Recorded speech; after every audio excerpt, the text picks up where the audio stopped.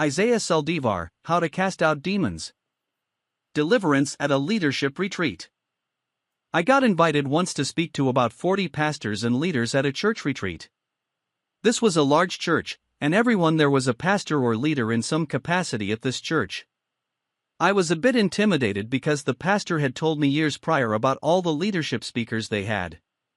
These were big-name leadership speakers, and I thought, how will I fill those shoes? To make matters worse, I was supposed to speak to these leaders in back-to-back sessions, 2 hours in the morning and 2 hours in the afternoon.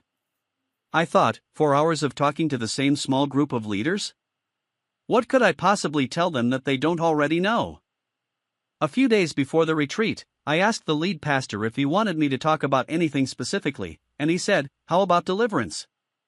I said, "Great," not knowing almost all the pastors didn't believe Christians can have demons.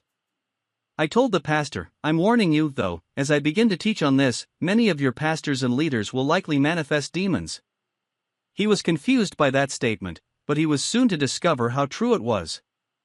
We started session 1, and I went through my typical teachings about how every Christian is called to deliverance, why Christians need deliverance, how demons get in, and so forth.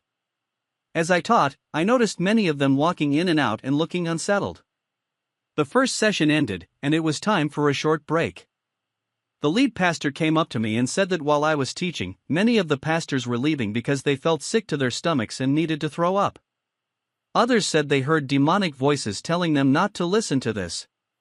He said, "Can you teach the second session on deliverance?" I said, "No problem."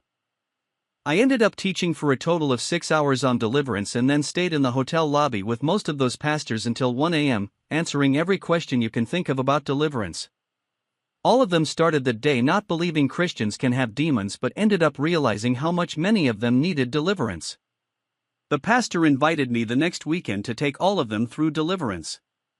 I brought my good friend who often does deliverance with me, and we stayed for 3 days and did extensive deliverance on all those leaders for 12 hours each day.